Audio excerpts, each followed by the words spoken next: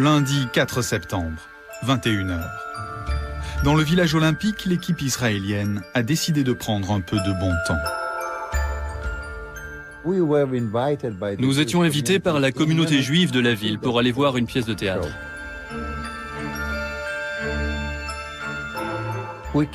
Nous sommes rentrés au village et là, on est allé manger un morceau. Dans le village olympique, les cuisines restaient ouvertes 24 heures sur 24.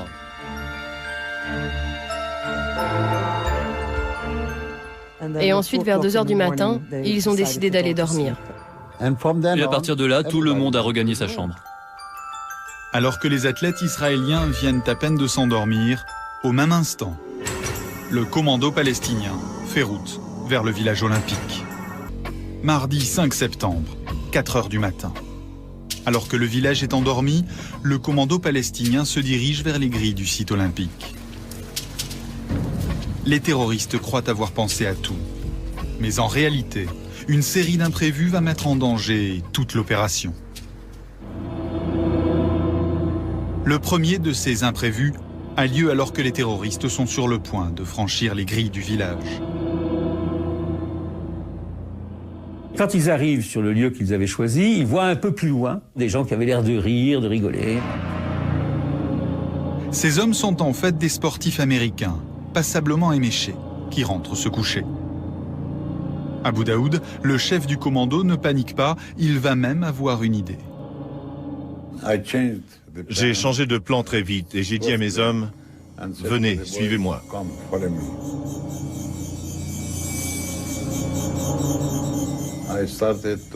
J'ai aidé les Américains à passer par-dessus la grille et aussi j'ai aidé mes hommes. J'ai réussi à faire entrer mes hommes avec des Américains et personne ne s'est rendu compte de rien.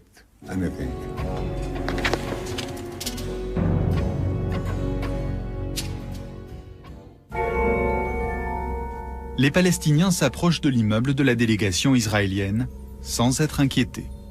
Leur objectif, l'appartement numéro 1, où logent 6 athlètes. Kalachnikov au point, les terroristes prennent position. C'est alors qu'un nouvel imprévu survient.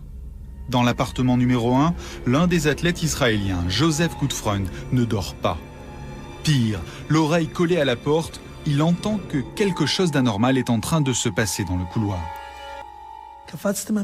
J'ai sauté du lit, j'ai regardé vers la porte et j'ai vu Gutfreund.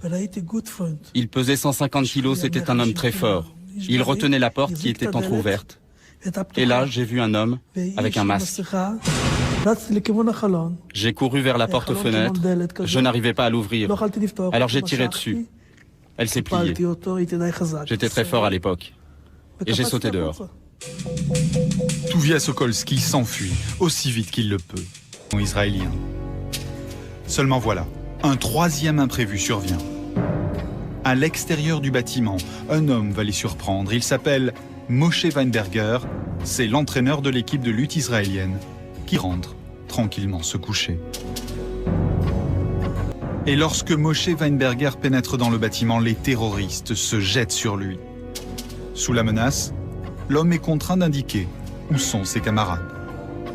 C'est alors que le sportif israélien a une idée. Il conduit les membres du commando vers l'appartement numéro 3. Et ce n'est pas par hasard. Et il les a emmenés vers la chambre numéro 3 parce qu'il y avait là les hommes forts, des lutteurs, des haltérophiles. Devant la porte de l'appartement numéro 3, une violente bagarre éclate. Les membres du commando paniquent. Quand ils ont vu que certains de leurs prisonniers soit essayer de s'emparer de leurs armes, soit s'emparer d'un couteau, le premier réflexe de ces Palestiniens, c'était tout de suite de tirer à la Kalachnikov. L'haltérophile Joseph Romano est abattu d'une rafale dans le dos. L'entraîneur de lutte, Moshe Weinberger, est exécuté d'une balle dans la tête.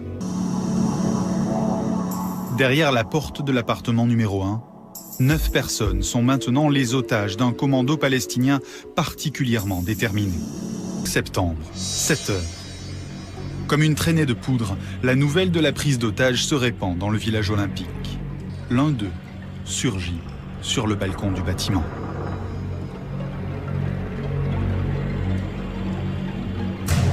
Cette image est relayée dans la presse du monde entier. Si les terroristes choisissent de se montrer ainsi, c'est que leur objectif est d'abord de faire parler d'eux. Walter Troger, le maire du village olympique, se souvient de ce que lui a dit le chef du commando. Il m'a dit, nous n'avons rien contre vous, nous n'avons même rien contre les otages israéliens, mais vous nous offrez une tribune. Et nous devons utiliser cette fenêtre sur le monde pour faire connaître notre cause. Ainsi, face à des dizaines de caméras de télévision, les Palestiniens n'auront qu'un but, faire durer la prise d'otages le plus longtemps possible.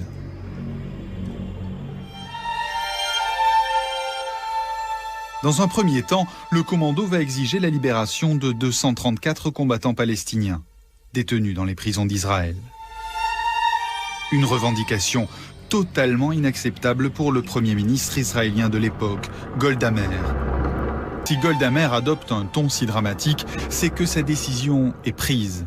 Il n'y aura pas de négociation avec les terroristes palestiniens. On avait accepté de négocier. Alors aucun Israélien partout dans le monde ne serait en sécurité. Mardi 5 septembre, 8 heures. Pour attirer encore plus l'attention sur eux, les terroristes vont alors utiliser l'arme de l'ultimatum. Devant 3 responsables allemands, le chef du commando annonce que si dans 1 heure leurs revendications ne sont pas satisfaites, les otages seront tous abattus. Mais à 9 heures,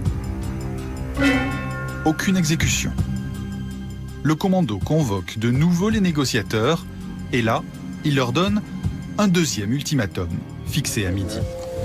Et encore une fois, rien ne se passe. Et ce petit jeu va continuer ainsi pendant des heures. Objectif unique, gagner du temps.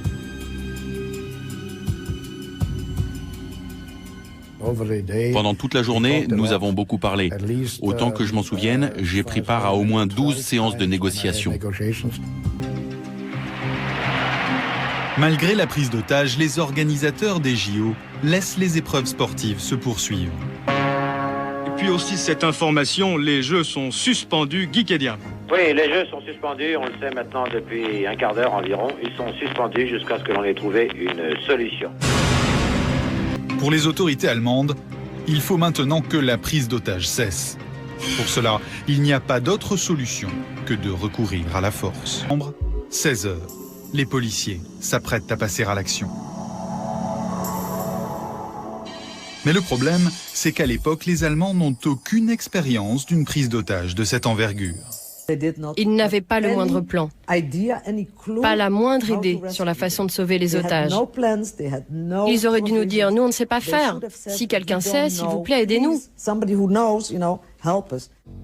Première preuve de l'incompétence de la police allemande, cette scène où l'on voit des policiers déguisés en cuisiniers qui s'approchent de l'appartement numéro 1 où sont retenus les otages. Et tout cela sous le regard amusé d'un des membres du commando. Le fait qu'on essaye de les nourrir est souvent le moyen d'obtenir les informations qui vous manquent sur le nombre de terroristes, sur la manière dont ils sont installés. Objectif des faux cuisiniers, pénétrer dans le bâtiment. Mais le chef des terroristes ne les a pas du tout laissés rentrer. Il était très suspicieux. Il leur a dit, vous posez toute la nourriture par terre. Alors qu'ils ignorent le nombre des terroristes, la police décide quand même de donner l'assaut. L'opération est suicidaire. Pour cela, 13 hommes sont recrutés dans les rangs des commissariats de Munich. Des hommes qui n'ont aucune expérience du terrorisme. Certains héritent même de casques militaires. Le résultat frise le ridicule.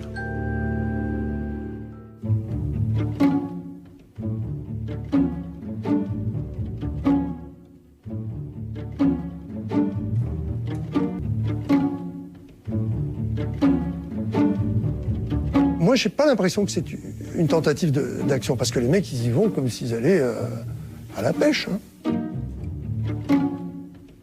seulement les policiers allemands ne sont pas formés pour ce genre d'action, mais surtout il y a une chose à laquelle ils n'avaient absolument pas pensé. C'est cela.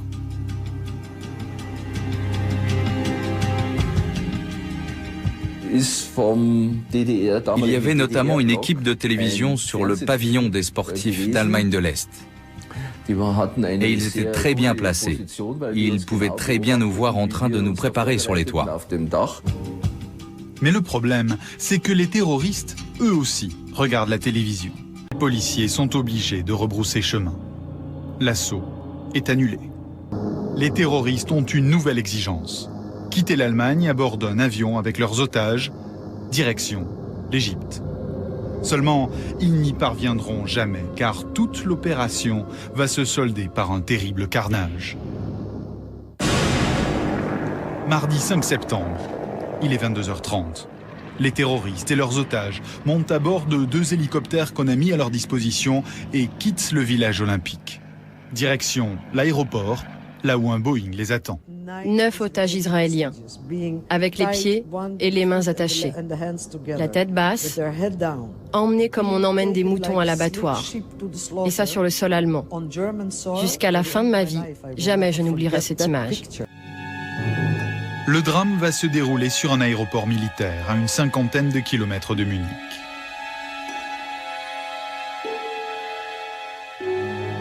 C'est ici que les autorités allemandes ont prévu de tendre un piège aux terroristes. Il y a 5 tireurs embusqués autour de l'aéroport. 3 au sommet de la tour de contrôle, 2 autres cachés de l'autre côté de la piste. Mais le cœur du dispositif se trouve en fait à bord de l'avion qui doit amener les terroristes et leurs otages en Égypte. Prévu un faux équipage qui sera de 8 policiers. Seulement, ce plan ne sera jamais mis à exécution. Car avant même l'arrivée du commando, les policiers postés dans l'avion prennent une décision lourde de conséquences.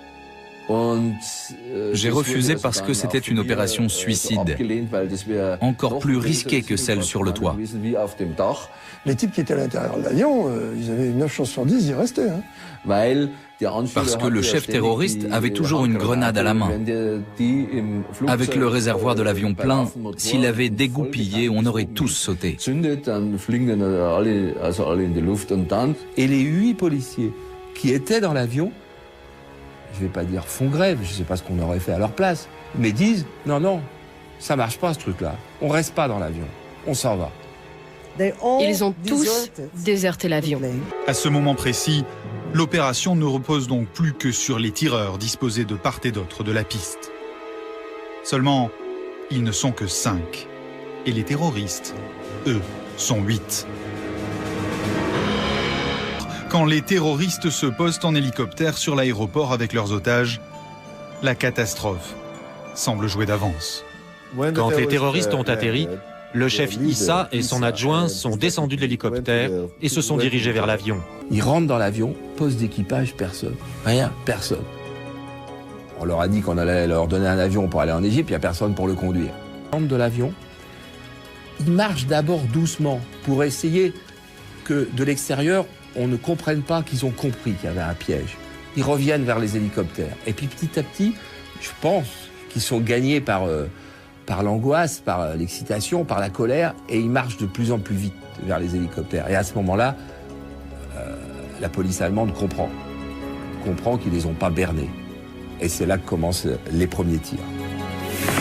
À la scène, il s'appelle Victor Cohen et il va tenter la négociation de la dernière chance. À ce moment-là, je leur crie « Écoutez, nous sommes tous des êtres humains. Arrêtez de jouer avec votre vie et celle des otages. » Et la réponse ? Ils ont tiré. À partir du moment où les véhicules blindés sont arrivés, je pense qu'à ce moment-là, ils ont su que tout était terminé. Et puis bon, c'est les desperados. Ils savent que leur rôle maintenant, c'est de tuer les otages, malheureusement. Un terroriste lance alors une grenade dans un des hélicoptères. Et dans l'autre hélicoptère, eh bien, c'est un autre terroriste qui va tirer, exécuter, fusiller les 4 otages qui sont toujours ligotés, toujours les yeux bandés, à l'arrière de l'hélicoptère, qui sont les 4. Dans la fusillade, un policier allemand est tué. 5 des terroristes ont été abattus. Blessés, les 3 autres membres du commando sont arrêtés.